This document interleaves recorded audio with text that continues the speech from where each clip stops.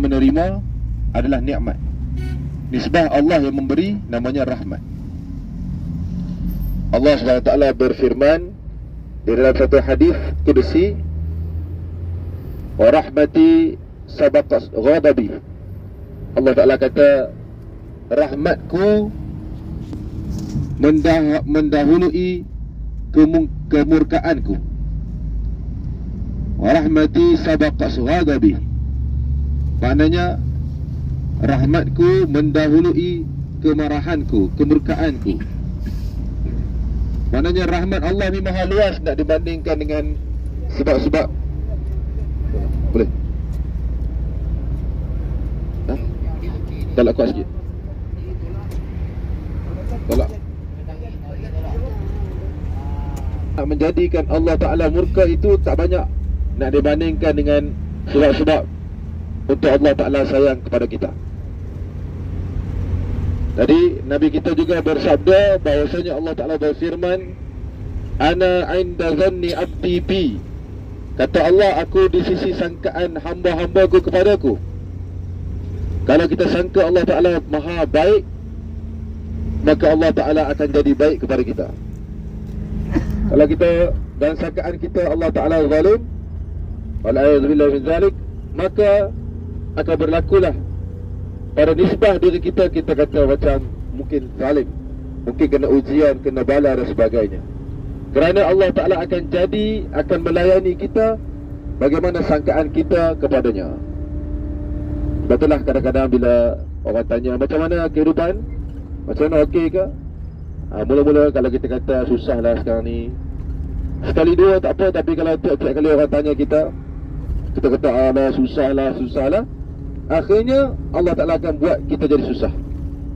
Kerana kita menjawab itu adalah sangkaan kita kepada Allah. Maka alangkah baiknya kalau kita berhusnuzan, sangka baik dengan Allah. Tiap-tiap kesusahan itu Allah Ta'ala berikan hikmah di sebaliknya.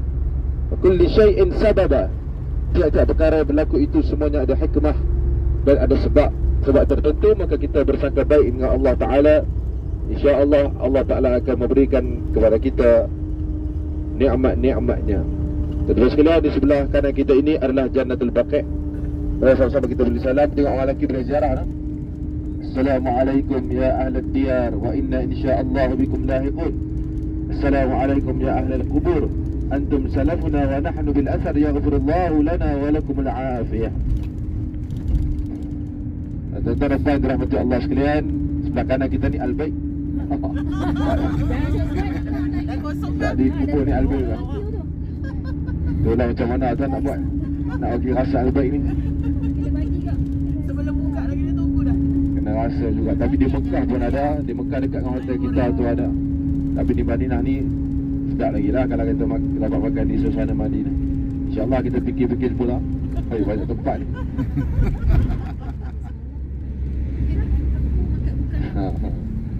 Di sebelah kiri kita itu adalah Masjid Sayyidina Bilal. Tuan-tuan tengok ada pasar tu. Pasar tu itu uptown. Uptown waktu malam cantik ya. Waktu malam situ ada jual barang-barang lebih kurang macam barang kita jugalah di sekeliling kedai-kedai Masjid Nabawi. Tapi kita boleh tawar dengan dia dengan harga lebih murah. Boleh tawar dengan dia dengan harga yang lebih murah. Terpulang lah kalau tuan-tuan nak pakai yang murah.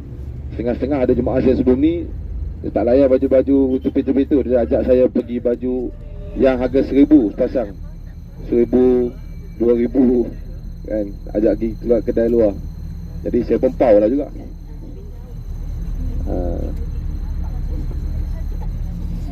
Pada jemaah saya yang hari tu ada mak saudara Nilofa ikut sekali, Datin. Apa nama dia? Kartini. Mak dia. Kartini. Ni mak saudara dia. Hah? Alif Fikri yang jual minyak. Orang Kelantan.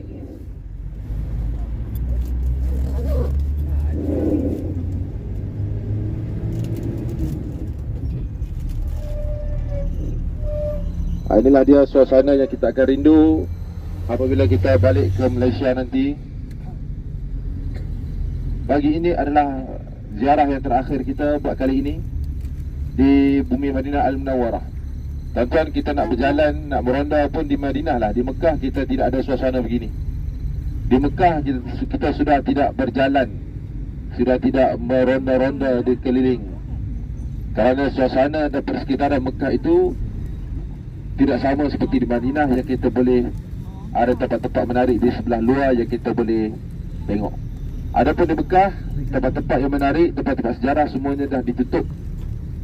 Dan kalau kita pergi pun tidak ada nak dekat tak boleh, dia akan buat tembok keliling sampai kita tak nampak.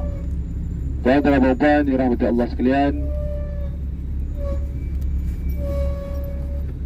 sebelah kiri kita ni adalah Wajah Quba.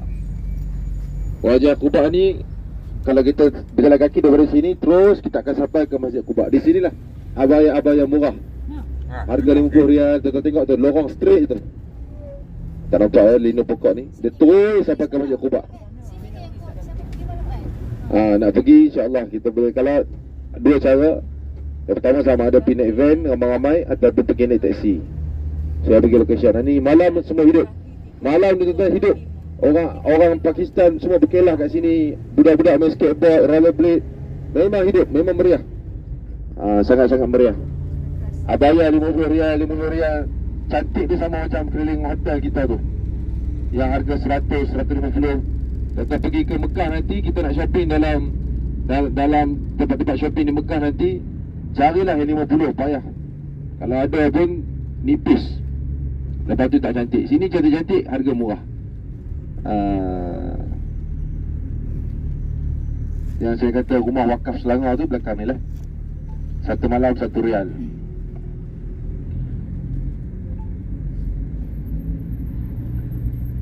Jadi di yang tempat shopping ataupun yang tempat berjalan ke arah Masjid Quba ni, kita boleh pergi, tuan-tuan boleh pergi tengok barang-barang. Kalau kata tak larat nak jalan kaki, dia ada khidmat servis macam naik ada budak-budak Arab yang dia bawa basikal ada bateri. Jadi kita naik belakang dia tu, boleh naik dalam 3 orang, 2 orang, 4 orang. Tengoklah dia ada macam-macam jenis. RM10 seorang sampai ke Masjid Quba.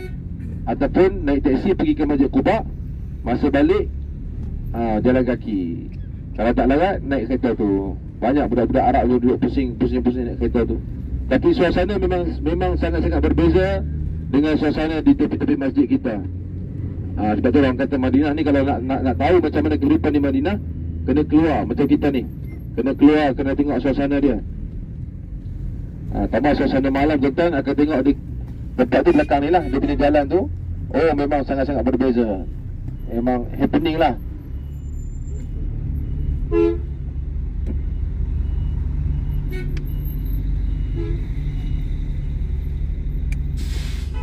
Jadi tuan-tuan dan puan dirahmati Allah sekalian, hari kita ni di hari apa? Hari Rabu. Kita nak hari Rabu ni antara hari yang popular lah. Hari Rabu antara hari yang popular, orang ramai. Hari Rabu, hari Khamis, Sabtu dan Isnin.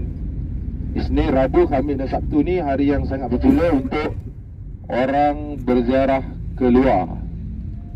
Hari Selasa kita tengok semalam kurang sikit kemarin. Sebelah kanan kita ni adalah tempat makan orang Arab yang telah saya maklumkan hari itu. Sini, tengok tuan-tuan. Pintu gerbang, pintu masuk dia ada hati unta goreng, adanya makan ikan macam-macam.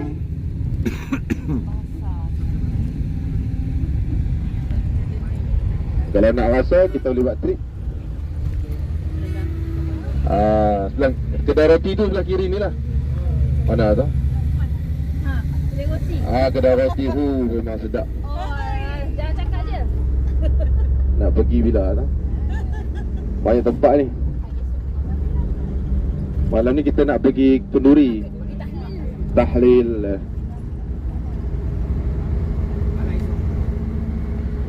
Dekat tempat tahlil malam ni tu, selain daripada tahlil, selesai tahlil, selesai makan, bolehlah tengok-tengok pemandangan dalam Raja Tamar tu. Dan dia ada servis bagi makan burung. Masuk dalam mini zoo, ada kambing, ada burung. Burung tu datang ke tempat kat tangan kita,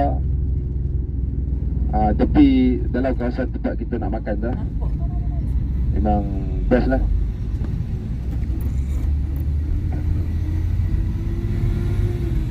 Kita nak berjalan banyak sikit pun di Madinah lah. Di Mekah ni kita lebih banyak berjalan untuk ke shopping dan juga umrah. Nak berjalan kat luar ni payah. Di Mekah nanti hanya kita ada pergi keluar ni hanya untuk dua perkara sahaja. Selain daripada kita nak pergi tengok tempat manasik haji, hanya untuk dua perkara sahaja. Yang pertama sekali, umrah tambahan. Kita akan pergi ke Tanaim dan kita akan berjumpa dengan ulama Mekah di sana, di Tanaim. Kita akan beri nasihat kepada kita, kata nak ambil ijazah zikir ke, nak ambil ijazah serban, ijazah tasbih orang lelaki, orang perempuan boleh. Nak ambil ijazah tongkat, nak ambil wirid-wirid amalan-amalan. Ini tokoh ulama Mekah, bukan senang nak jumpa. Yang pertama. Yang kedua, kita akan ke, siapa nak ikut, kita akan makan nasi unta di Mekah. Untuk nak ziarah-ziarah, nak pergi tengok tempat macam ni, tak ada. Di Mekah sudah pun dihapuskan. Di Madinah lah kita nak beronda, nak berjalan.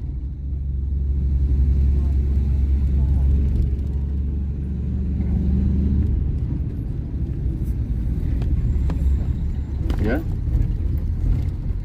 dia dihapuskan kerana pemahaman akidah kerajaan Saudi ni, yang mereka mengatakan kalau kita jaga tempat-tempat bersejarah ini, akan ada golongan-golongan yang datang buat benda syirik. Akan ada golongan-golongan yang datang buat benda khurafat. Contohnya telaga. Telaga di Mekah tu ada satu telaga nama Bi'ru Tuwa. Nabi kita mandi dan sembahyang di situ dekat dengan Masjidil Haram. Tapi sebelah luar lah, jauh jugalah. Dan diratakan, dihapuskan kerana mereka kata ramai orang ambil air buat benda syirik. Sebenarnya itu adalah jadi mereka nak mematras perkara-perkara macam ni, langsung dia tutup telaga. Sebenarnya itu bukan satu idea yang baik. Yang pertama sekali, kita kena kaji sebenar adakah betul-betul orang buat benda syirik ataupun hanya tanggapan mereka sahaja. Yang kedua, rugilah kalau dia hapuskan. Apa kata kalau letakkan guard di situ, polis kau jaga untuk kita datang buat benda. Ini langsung dihapuskan kesan sejarah 1400 tahun. Jadi umat-umat kemudian ni langsung tak boleh tengok. Apa salahnya kalau letak pagar keliling? Jadi mereka ini memang tidak ada kesedaran. Kerajaan Saudi pada masa dulu, sejak akhir-akhir ni saja yang ada kesedaran untuk jaga benda-benda sejarah. Sebelum ni, setahun dua lepas ni tak ada. Benda sejarah ni dia buat tak tahu. Sekarang ni barulah macam kita tengok Jabal Nur, yang atas tu ada Gua Hira. Barulah mereka ada buat muzium Jabal Nur. Sekarang ni barulah mereka ada nak buat tempat sejarah Jabal Nur setelah 1400 tahun. Begitu juga dengan Telaga Arif yang kita tengok semalam, yang ada kesan Telaga Arif di atas lantai tu. Sebelum ni kita datang tak ada. Tidak ada kesan. Dia hanya letakkan pokok tamar sahaja. Itu pun kalau orang tahu, tahulah. Tak tahu, tak tahulah. Yang kalau kita baca kitab-kitab Arab, kitab-kitab tarikh, kitab-kitab tarikh ni bukan tarikh hari ni tarikh berapa tak? Tarikh ni bahasa Arab, bahasa Melayunya kitab sejarah. Kalau kita baca kitab sejarah, baru kita akan jumpa. Tapi ramai mana dia yang baca kitab sejarah dalam bahasa Arab. Jadi baru-baru ni je mereka ada kesedaran untuk nak cek balik, nak tengok balik.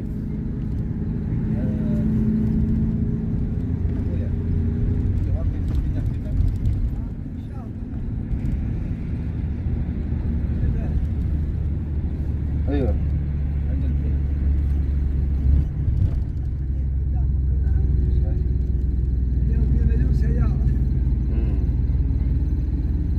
Tuan-tuan dan puan-puan dirahmati Allah sekalian, jadi mereka sejak akhir-akhir ini sahaja di bawah pemerintahan, sejak anak Raja Mekah ini naik menjadi Perdana Menteri, baru-baru ini dilantik dalam sebulan yang lalu, barulah ada kesedaran untuk repair, untuk perbaiki semula kisah-kisah sejarah. Bukan bermakna dia menghargai kisah sejarah, tetapi kerana kita menggunakan visa pelancong, akan menerima ramai kemasukan pelancong, dan ia sebagai daya tarikan pelancong.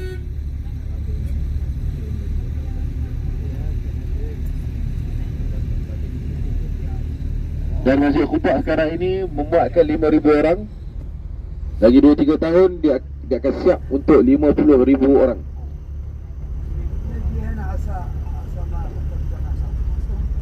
Jadi kita tengok Masjid Quba ni adalah masjid yang sangat diberi perhatian oleh raja-raja dahulu hingga sekarang. Penubuhan Masjid Quba ini begitu signifikan pada perkembangan Islam di Madinah Al-Munawwarah. Ianya adalah masjid yang pertama yang diasaskan di dalam Islam. Kalau orang tanya rumah ibadah yang pertama diasaskan ialah Kaabah. Kaabah dia bukan masjid. Kaabah adalah Kaabah. Dia rumah ibadah, tempat sembahan. Tapi kalau masjid, bila kata masjid ni dia melengkapi adanya ahli jawatan kuasa, adanya imam, adanya muazzin. Di Kaabah tidak ada. Kaabah adalah rumah sembahan.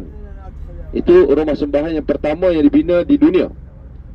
Tapi kalau masjid yang pertama dibina di dunia dalam Islam adalah Masjid Quba.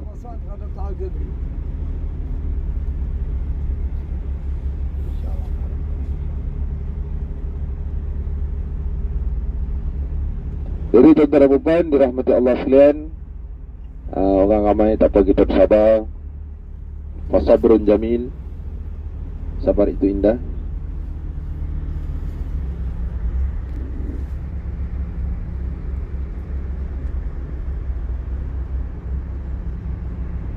Jadi kita datang umrah pada bulan musim sejuk ni memang seronok kerana musim dia ataupun cuaca ni yang sedap.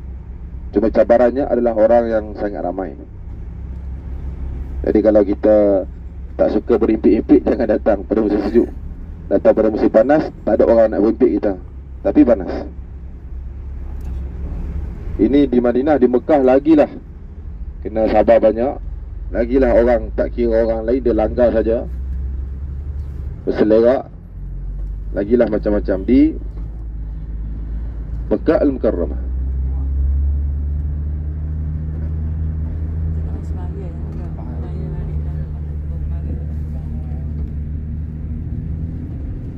Tuan-tuan dan puan dirahmati Allah sekalian,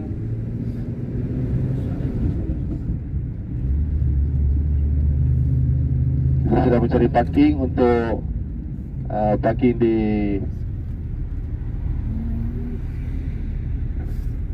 sekitar Masjid Quba.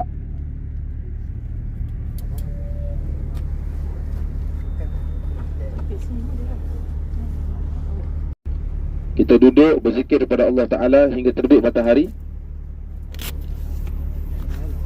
Dan kita melaksanakan salat sunat Isyraq ataupun salat sunat duha, maka kita akan mendapat pahala haji dan umrah yang makbul. Tamah. Benar ke? Yang dah lebih air mungkin. Ada grup tiram sebelah kiri kita ni. Tuan-tuan tengok sebelah kanan kita ni, kalau kita mai datang 2-3 tahun lepas, memang banyak kedai. Macam kedai bukunya, kedai jual habbanya, kurmanya, habis kerana semua dah dirobohkan. Itulah kita kata semakin lambat kita datang umrah ni, semakin rugilah. Kerana banyak perubahan-perubahan yang kita tak dapat, yang akan berlaku dan kita tak dapat tengok keadaan asal. Orang yang datang awal pun dah tak dapat tengok keadaan asal. Kita datang kemudian pun lagilah langsung tak ada asal. Kita tengok Masjid Quba begitu indahnya.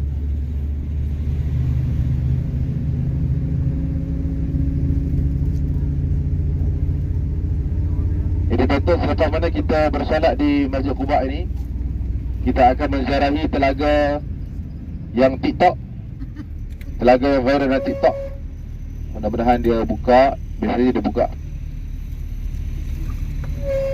Cuma telaga itu tidak termasuk dalam tentatif kita, tidak termasuk dalam itinerary, tidak termasuk dalam apa yang saya tulis dalam grup WhatsApp kita untuk nak ziarah.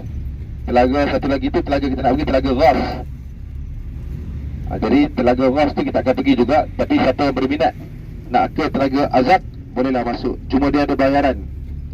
Bayaran ni sendiri dalam 10 rial, tak silap saya 10 rial. Telaga Azak. Jadi sampai-sampai tu orang sahabat-sahabat dalam kalangan Aus dan Khazraj ingatkan Sayyidina Abu Bakar tu Nabi. Jadi pada masa itu matahari belum lagi terbit. Bila matahari terbit, Nabi kita kena cahaya matahari panas macam ni lah. Matahari yang sama lah dulu.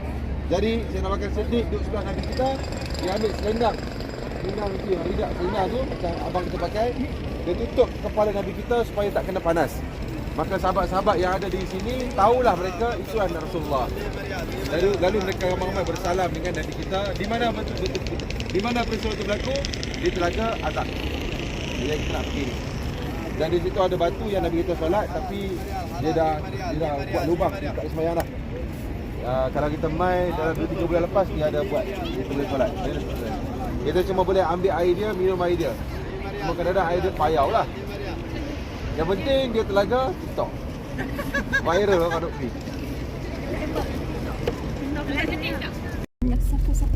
Alhamdulillahi Rabbil Alamin wa kafa. Wassalatu wassalamu ala Nabi Mustafa wa ala alihi wa sahbihi al-mujtaba amma ba'du. Tuan-tuan dan puan, dirahmati Allah sekalian, alhamdulillah kita telah selesai. Siapa yang aircon dia tak rasa boleh dia kena pusing ni ya. Dia pusing ni. Kita telah selesai di Masjidil Quba dan juga Bi'r Azak. Selepas ini kita akan pergi ke Bi'r Ghas. Bi'r Ghas ini adalah tempat yang tak besar macam tadi, dia kecil saja. Pun begitu tempatnya tempat yang menarik. Salah satu daripada tempat yang tengah naik sekarang ni di Madinah Al-Munawwarah. Kita ni lapis-lapis awal lah yang sampai ke Bi'rul Ghas yang kita nak pergi sekejap lagi. Setelah mana dia islah, dia perbaiki yang semula. Jadi beberapa ketika yang dulu saya selalu pergi ke Bi'rul Ghas yang kita nak pergi ni, tapi saya tak bawa jemaah, saya pergi seorang saja. Oleh kerana keadaan dia yang teruk, dia tak jaga, sampah sarap macam-macam. Jadi alhamdulillah sekarang ni dia buat cantik dan bolehlah kita tengok. Dan di situ ada masjid lama, masjid asal Nabi kita sembahyang, dan kita boleh sembahyang dalam aircon. Dia ada yang cantik lah, sedap. Tuan-tuan dan puan, alhamdulillah, syukur kepada Allah Subhanahu wa taala, kita menjadi antara insan terpilih untuk sampai ke kota Madinah Al-Munawwarah. Dan dalam ramai-ramai orang yang terpilih, kita juga yang terpilih lagi untuk dapat melihat kesan-kesan sejarah tempat-tempat yang pernah Nabi kita solat, Nabi kita berwuduk, Nabi kita memperjuangkan agama Allah Subhanahu wa taala. Ma'asyiral muslimin rahimakumullah, Nabi kita Sayyidul Alamin wa Khairul Bariyah, sebaik-baik ciptaan Allah adalah Nabi kita sallallahu alaihi wasallam. Di rumah kita, saya yakin di rumah kita setiap orang ada frame kalimah Allah dan ada frame kalimah Muhammad, nama Nabi kita sallallahu alaihi wasallam, yang kita gantungkan di rumah kita, di sebelah luar rumah ataupun dalam rumah. Jadi kenapa orang Melayu dan juga orang Arab dia selalu gantungkan Allah dan Muhammad? Kalau tuan-tuan perasan, adakah kerana saja-saja? Tidak. Sebenarnya tuan-tuan sekalian, cerita itu bermula di Arash Allah. Ketika mana Arash Allah Subhanahu wa taala diciptakan, dia bergegar. Arash Allah ni dia bergegar. Apabila bergegar, malaikat semua takut. Kerana malaikat takut itu, gegaran itu adalah disebabkan kerana kemurkaan Allah. Maka para malaikat semuanya bersujud selama 70,000 tahun memohon ampun daripada Allah Subhanahu wa taala. Mereka khawatir gegaran itu kerana kemurkaan daripada Allah. Tetapi tuan-tuan sekalian, Allah Subhanahu wa taala memerintahkan Jibril untuk meletakkan nama Nabi kita Muhammad sallallahu alaihi wasallam di Arash Allah, di tiang Arash Allah. Apabila nama Nabi kita diletakkan di tiang Arash Allah, maka Arash Allah yang bergegar itu pun jadi tak bergegar. Diam dia, berhenti dia. Kerana apa? kerana diletakkan nama Nabi kita, Nabi Muhammad sallallahu alaihi wasallam. Itu arasy Allah. Makhluk yang paling besar sekali adalah arasy Allah. Maka apatah lagi di rumah kita, apatah lagi di pejabat kita, apatah lagi di kedai makan yang kita usahakan, perniagaan yang kita usahakan, elok kita letakkan firman Allah dan Muhammad. Kerana tuan-tuan sekalian, menjadi salah satu daripada keberkatan yang akan turun kepada rumah kita, kedai kita, pejabat kita dan sebagainya. Itu bagi rumah yang ada kalimah Muhammad. Maka apatah lagi hati yang di dalamnya ada nama yang terpahat, nama mim ha mim dal, Muhammadur Rasulullah. Tuan-tuan dan puan dirahmati Allah sekalian, bagi siapa yang selalu berzikir la ilaha illallah Muhammadur Rasulullah, la ilaha illallah Muhammadur Rasulullah ni tuan-tuan sekalian, dia mengandungi 24 huruf. Ni kita cerita ilmu huruf pula. Dia mengandungi 24 huruf. La ilaha illallah Muhammadur Rasulullah tu kita kira dia ada 24 huruf. Maka siapa-siapa yang banyak berzikir la ilaha illallah akan diampunkan dosanya 24 jam. Seperti mana banyaknya huruf la ilaha illallah Muhammadur Rasulullah. Besarnya la ilaha illallah tuan-tuan sekalian, besarnya agungnya kalimah la ilaha illallah Muhammadur Rasulullah ni, orang bukan Islam, orang kafir nak masuk Islam, dia baca satu Quran pun tak jadi lagi Islam, melainkan dia kena mengucapkan kalimah la ilaha illallah Muhammadur Rasulullah. Dia bacalah wirid-wirid, baca istighfar 50 juta sekali pun tak jadi Islam lagi. Dia kena sebut kalimah la ilaha illallah Muhammadur Rasulullah. Begitu juga kita banyak baca bismillah. Bismillahirrahmanirrahim. Tuan-tuan, siapa-siapa yang banyak baca bismillah, nak buat itu baca bismillah, nak makan bismillah, nak naik kereta baca bismillah, nak keluar kereta baca bismillah, nak bawa kereta baca bismillah, nak tidur baca bismillah. Tuan-tuan, siapa yang banyak-banyak baca bismillahirrahmanirrahim, dia akan dijauhkan daripada 19 malaikat penjaga neraka. Siapa yang banyak baca bismillah, 19 malaikat penjaga neraka takkan jumpa dia. Maknanya kita tak akan masuk neraka. Sebab kerana bismillahirrahmanirrahim ada 19 huruf. Bismillahirrahmanirrahim, kalau tuan-tuan kira ada 19 huruf. Siapa-siapa yang baca 19 huruf ni, dia tak akan bertemu dengan 19 malaikat penjaga neraka. Itu keistimewaan Bismillahirrahmanirrahim. Lepas tu pula, Bismillahirrahmanirrahim ni tuan-tuan, dalam ilmu huruf, ilmu falak, ilmu astronomi, dalam ilmu huruf Islam, kita ada alif ba ta sa jim, alif ba ta sa jim. Dia ada tiap-tiap tu ada nilaian angka dia. Alif 1, ba 3, ta ada nilai-nilai angka dia dalam ilmu huruf. Jadi tuan-tuan, bismillah, ba sin mim alif lam lam ha, alif lam ra ha mim nun, alif lam ra ha ya mim, bismillahirrahmanirrahim itu kalau kita gabungkan dengan ilmu huruf, dia jadi 786. Sebab itulah tuan-tuan pergi ke kedai mamak, tengok atas dia 786. Apa dia? Itu ilmu huruf. Berdasarkan ilmu huruf bismillahirrahmanirrahim. Maka ulama kata, siapa-siapa yang nak ada keistimewaan dalam hidup dia, Allah Ta'ala akan berikan kepadanya apa yang dia mahu, termakbul segala hajatnya. Maka banyakkan baca bismillahirrahmanirrahim. Satu hari itu jangan tinggal sebanyak 786 kali. 786 kali. Sab'umiyah Tis'ah wa thamanin Marat. 786 kali bismillahirrahmanirrahim. Itu istimewa bagi siapa yang beramal dengan bismillahirrahmanirrahim. Lepas tu saya ada satu teka-teki, ataupun satu matematik. Siapa boleh bagi tahu dekat saya, dalam surah Al-Insyirah, alam nasrah laka sadrak, ada berapa huruf kaf? Siapa ada Quran dalam handphone, cuba kira, ada berapa huruf kaf dalam surah Al-Insyirah? Alam nasrah laka sadrak wa wada'na 'anka wizraka alladhi anqadha zahrak wa rafa'na laka dhikrak fa inna ma'al usri yusra, inna ma'al usri yusra, fa idza faraghta fansab wa ila rabbika farghab. Berapa huruf kaf? Siapa boleh kira? Saya tak nak bagi tahu jawapan. Jadi itu ulama kata, kalau kita nak baca surah Alam Nashrah ni menjadi, jadi hikmat dia tu, tiap-tiap ayat Quran ni ada hikmat dia. Ayat contohnya wattaba'u ma tatlu syayatinu ala mulki Sulaiman, surah Al-Baqarah ayat 102 tu untuk hantu. Baca kalau orang kena masuk hantu sebagainya.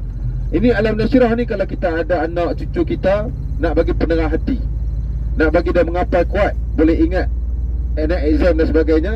Tapi janganlah esok nak exam malam tu baru nak menghafal. Itu minum satu trailer pun tak jadi kan? Jadi tuan-tuan, kena baca Alam Nashrah sebanyak mana bilangan huruf kaf dalam Alam Nashrah. Cuba kira ada berapa, nanti bagi tahu pada saya. Berapa? 8? Tak betul. 13 tak. Huruf kaf 21 tak. Metekar ni mana boleh. 21 tak. Kira betul-betul. Ada berapa huruf kaf dalam surah Alam Nashrah? Banyak itulah kena baca. Sekali dah baca. Sekali baca, banyak itulah bila kita buat air penawar ataupun baca pada dada anak. Contoh kita dah sampai di Telaga Ras, orang beramai. Telaga ni pada 2-3 bulan lepas seorang pun tak ada, sunyi sepi. Kerana dia masih lagi belum siap. Sekarang dah siap. Air mata Telaga Ras ini tuan-tuan, Nabi kita wasiatkan supaya apabila baginda meninggal, ambillah 5 atau 7 timba mandikan jenazah baginda. 9 guna air telaga. Berapa? 9. Betul 9. Ada 9. Betul lah jawapan tadi sama. Lepas tu air telaga ni, mata air dia daripada syurga. Dia kita boleh minum. Mata air dia daripada syurga. Macam air Zam-Zam juga. Jadi jom kita turun. Di sini tuan-tuan boleh minum air, tengok telaga, dan belakang tu ada tempat solat. Kalau tak nak solat sekalipun, masuk saja tu ambil berkat. Itu pergi mana?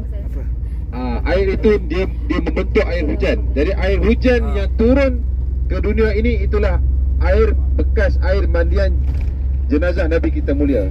Air hujan yang turun, dia menjadi titisan air hujan. Itu hebat Nabi kita sallallahu alaihi wasallam. Dan Nabi kita bersabda, air syurga. Sebab masjid. Jadi tuan-tuan sekalian, air dari syurga ini, macam saya beritahu semalam, adanya air Zam-Zam. Sebab itulah air Zam-Zam, Telaga Zam-Zam dan Telaga Nil ini, kedua-duanya mata air daripada syurga. Pernah datuk saudara saya cerita, dia duduk Mekah 50 tahun. Dia tinggal di Peringat. Peringat ni dekat Pasar Tumbuk. Ada lagi? Peringat. Umur dia 80 kat 90. Dia duduk Mekah dah kat 50 tahun lebih. Ada lagi dia Tuan Guru Haji Ismail. Jadi tuan-tuan sekalian, dia cerita, dia kata pernah ada orang Pakistan cuci Telaga Zam-Zam, terjatuh dalam Telaga Zam-Zam tahun 60-an. Selepas 3 hari, timbul jenazah dia, mayat dia timbul di Sungai Nil. Ya, pernah dengar tak? Pernah dengar, ada pernah dengar. Cerita tu masyhur di Mekah. Jadi makna kata mungkin boleh jadilah sambung. Dia ada tak tahulah. Dia bersambung di bawah tu antara Telaga Zam-Zam dengan Sungai Nil. Kerana dalam kitab cerita, memang kedua-duanya asal daripada syurga, daripada satu mata air yang sama. Allah Alam. Nah, ini benda pelik-pelik. Ajaibul alam, benda pelik-pelik di dunia ini banyak. Kemudian tuan-tuan dan sekalian, kita sekarang ini kita menuju ke Masjid 7, Masjid Sab'ah, dan destinasi kita terakhir pada kali ini. Mungkin kita agak letih jugalah naik turun ni. Tapi ialah mudah-mudahan ada manfaatnya.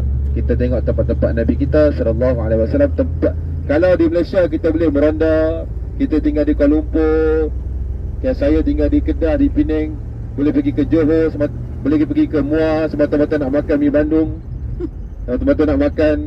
Kalau orang daripada KL boleh datang ke Penang semata-mata nak makan pasir mbok di Padang Kota, punya mahal. Jangan makan tuan tu, mahal tu. Mahal. Ada tempat lain yang lagi elok kan. Tapi itu kita di Malaysia 4-5 jam sanggup kita travel, nak pergi tengok pemandangan indah. Ini tempat Nabi kita sallallahu alaihi wasallam. Kita mengorbankan sedikit masa kita, dia akan menjadi satu kenangan.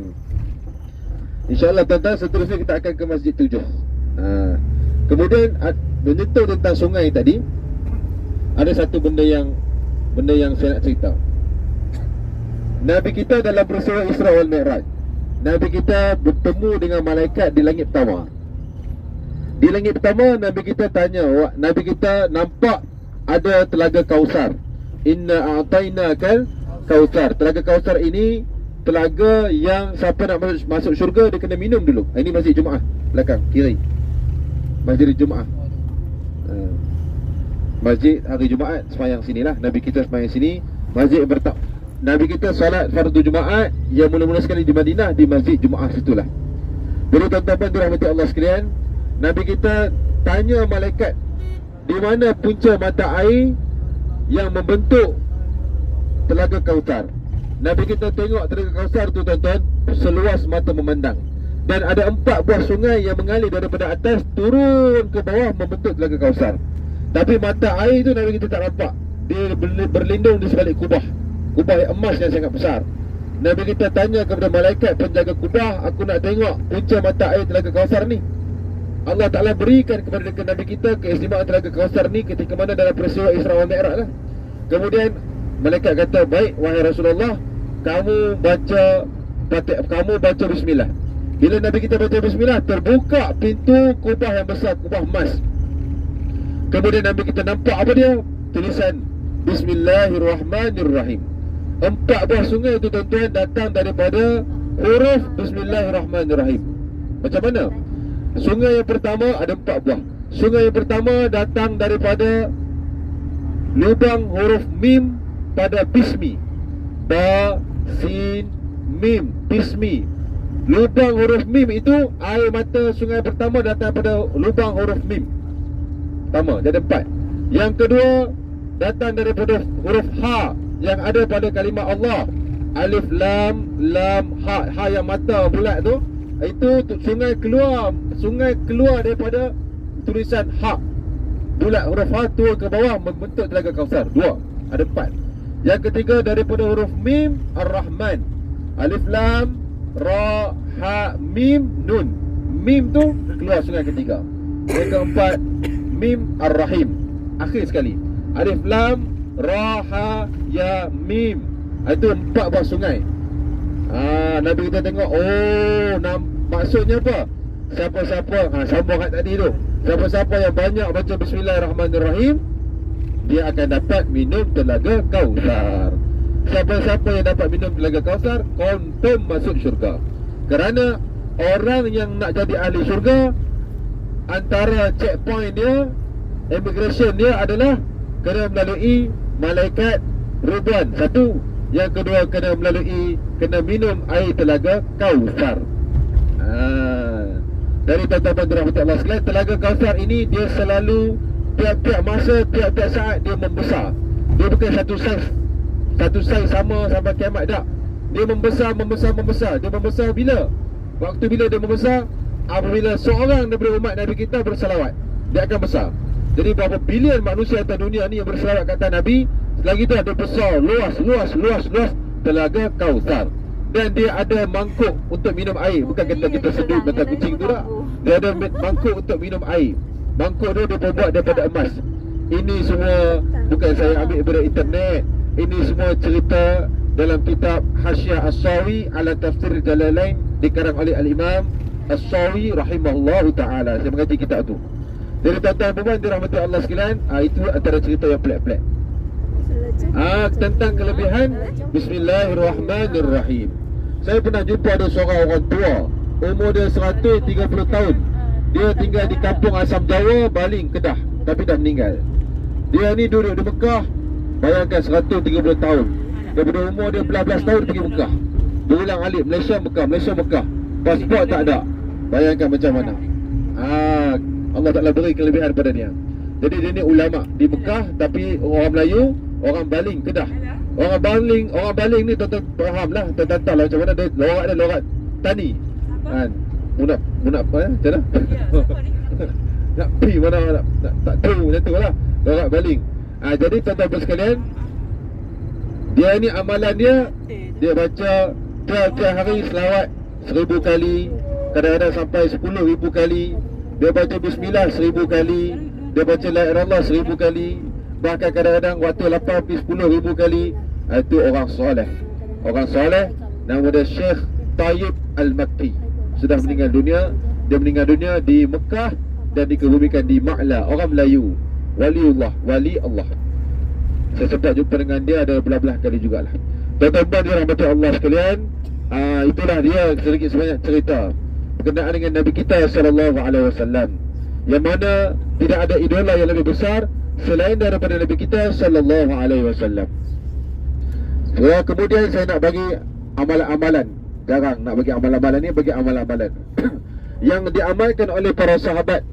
Antaranya pada satu ketika Nabi kita sembahyang di dalam kawasan Masjid Nabawi, Nabi kita jadi imam. Lepas Nabi kita jadi imam, Nabi semasa sembahyang tu Nabi kita tengok punya banyak malaikat turun daripada langit mencatatkan pahala kepada seorang sahabat Nabi yang duduk belakang. Lepas tu Nabi kita pusing belakang, Nabi kita tanya, siapa di belakang kamu yang ucapkan satu ayat yang aku tak pernah bagi tahu? Apa dia? Iaitulah sahabat ni selepas mana rukuk, iktidal kan, sami Allahu liman hamidah, dia Rabbana walakal hamdu, dia baca hamdan kathiran tayyiban mubarakan fi. Hamdan kathiran tayyiban mubarakan fi. Sahabat Nabi ni angkat tangan, saya ya Rasulullah, saya baca benda tu walaupun Nabi tak ajar. Nabi kata, aku nampak malaikat punya banyak mencatatkan amalan kebaikan untuk kamu. Kita pun sebagai umat Nabi, kita amal lah. Sami Allahu liman hamidah, Rabbana lakal hamdu, ataupun Rabbana lakal hamdu. Tambah sikit lagi, hamdan kathiran tayyiban mubarakan fi. Baca sekali saja, hamdan kathiran tayyiban mubarakan fi. Sami Allahu liman hamidah, Rabbana lakal hamdu, hamdan kathiran tayyiban mubarakan fi. Itu yang memang diamalkan oleh sahabat dan diakui oleh Nabi kita. Bahkan Imam Masjid Nabawi sekalipun tuan-tuan, bila dia iktidal, kadang-kadang kita boleh dengar dia baca hamdan kathiran tayyiban mubarakan fi. Satu. Yang kedua, yang ketua yang saya nak kongsikan adalah amalan Nabi kita sendiri. Nabi kita setelah mana Nabi kita beri salam dalam sembahyang, Assalamualaikum warahmatullahi, Assalamualaikum warahmatullahi. Masa nak sapu muka tu, Nabi kita baca apa? Kita baca apa? Kita sapu begitu je. Nabi kita baca Bismilladzi la ilaha illa huwar rahmanur rahim, Allahumma adhhib anni al-hamma wal hazan. Baru sapu. Sekali lagi masa Assalamualaikum warahmatullahi, Assalamualaikum warahmatullahi. Nabi kita ni bukan amalan sahabat dah, amalan Nabi kita sendiri, tapi tak di-highlightkan dalam kalangan kita orang Melayu. Bismilladzi la ilaha illa huwar rahmanur rahim, Allahumma adhhib anni al-hamma wal hazan. Satu. Bismilladzi, sekali je lah saya tunjuk banyak kali. Bismilladzi la ilaha illa huwar rahmanur rahim, Allahumma adhhib anni al-hamma wal hazan. Baru sapu muka. Assalamualaikum warahmatullahi, Assalamualaikum warahmatullahi. Tak tangan. Sebab tu lah orang tua-tua dulu dia suka tak tangan atas ni. Dia baca apa? Dia baca ni lah, Bismilladzi la ilaha illa huwar rahmanur rahim, dengan nama Allah yang maha pemurah lagi maha pengasih. Allahumma adhhib anni al-hamma wal hazan. Ya Allah, jauhkanlah daripadaku duka cita dan kesedihan. Sapu muka. Itu doa tu, doa yang Nabi kita ajar. Jauhkanlah daripadaku duka cita dan kesedihan. Kalau kita tengok sama lah, duka cita kesedihan, apa beza dia? Ada lain, ada bezanya. Apa dia? Apa beza duka cita dan kesedihan? Duka cita ni kita sedih, kita risau untuk perkara yang akan berlaku. Contoh, anak kita ni malas nak mengaji, kan? Malas belajar, ya Allah, nak periksa tak lama lagi. Tak periksa lagi, tapi kita dah boleh agak dah keputusan. Dah boleh agak dah macam mana duk main, duk pergi CC, main game. Saya منزل.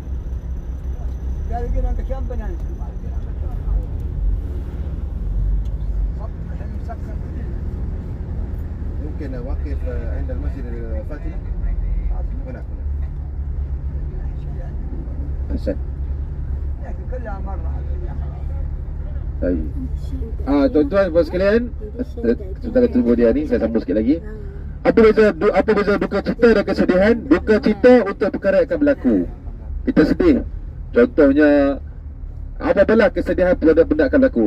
Wal hazan, kesedihan untuk perkara yang telah berlaku. Kita teriak kisah-kisah lama, teringat barang kita hilang dah, berlaku dah. Itu kita tak nak dua-dua tu. Ya Allah, hilangkanlah daripada aku duka cita dan kesedihan. Memang kita ni sebagai fitrah kita sebagai manusia, bila kita ditimpa musibah, kita akan berasa sedih, akan berasa duka cita. Tetapi ada di sana kalangan-kalangan kelompok orang-orang yang dekat dengan Allah tak ada rasa apa sampai tahap macam tu, kerana dia pandang semuanya daripada Allah. Mana dalil dalam Al-Quran? Ada dalil. Ala inna awliya Allah dalam Quran, la khawfun alaihim wa la hum yahzanun. Sesungguhnya kekasih-kekasih Allah, mereka tidak ada dalam hati mereka itu perasaan takut dan sedih, kan? Sebab apa? Dia tahu, dia faham semua yang berlaku ni kerana Allah. Kalau kita ni hilang barang, accident contoh, siapa yang izinkan? Orang pencuri masuk rumah kita pun siapa yang izinkan? Kita tengok mungkin dosa kita banyak. Ini kita kerja nak salahkan orang, kan? Salahkan anak kita, memang kita boleh marah. Anak kita tak kunci pintu, pencuri masuk contoh. Tapi hakikatnya mungkin kita sebagai ibu ayah yang banyak dosa. Betul ulama kata kalau anak kita banyak melawan kita, jangan tengok anak kita itu buat jahat, tengok kita yang banyak dosa. Mungkin kita kurang bermunajat kepada Allah di waktu malam, sehingga anak kita jadi begitu. Kerana anak ini adalah cerminan daripada ibu bapa, kan? Itu orang ulama tasawuf lah kata, nak bagi nisbah kepada kita, bermunajatlah kepada Allah tengah malam. Kerana bukan kita yang mengubah. Ramai ibu bapa nak mengubah anak tak. Kita berdoa kepada Allah, Allah yang memegang hati hamba-hambanya. Tuan-tuan dan puan-puan sekalian, kita dah tiba di kawasan Masjid 7. Ini adalah destinasi kita terakhir. Tiap-tiap orang yang datang ziarah ke Madinah ini biasanya dia lalu saja naik bas macam kita lah. Kita datang umrah 10 kali pun tak lalu, tak singgah sini. Lalu saja sekelip mata macam tu je. Jadi hari ini kita boleh tengok setiap masjid ini Nabi kita sembahyang. Setiap masjid Nabi kita sembahyang, tapi tak setiap masjid dibuka untuk sembahyang. Ada beberapa buah masjid sahaja yang dibuka untuk kita nak tengok, nak sembahyang lah. Kalau masih lagi ada wuduk dan sebagainya. Jom kita turun. Siapa yang nak kena keluarga dan lain-lain. Jadi kita boleh tengok sini sebenarnya tak ada sembahyang. Tak ada orang lompat dalam kita tengok.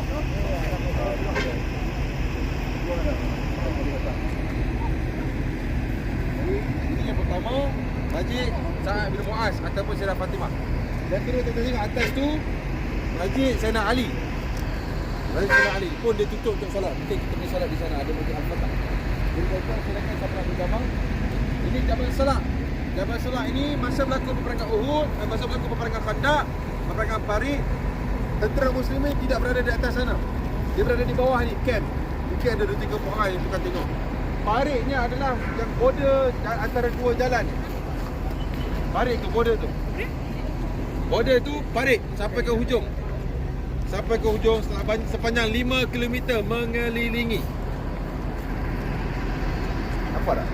Faham? Nampak tak? Nampak? Ini yang tengah-tengah ni, tengah-tengah antara jalan kan sana sini. Divider. Divider jalan tengah ni. Lebar dia 5 meter. Dalam 4 meter.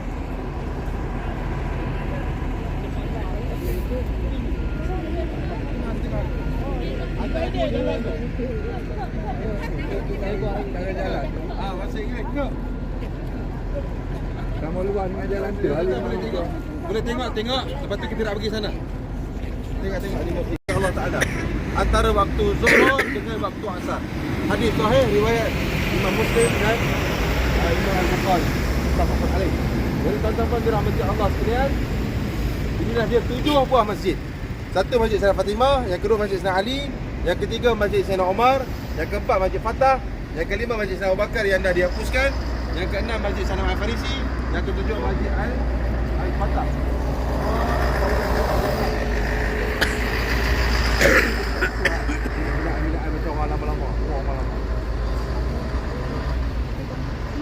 Ini Masjid Khandaq, Masjid Parit, tapi masjid baru.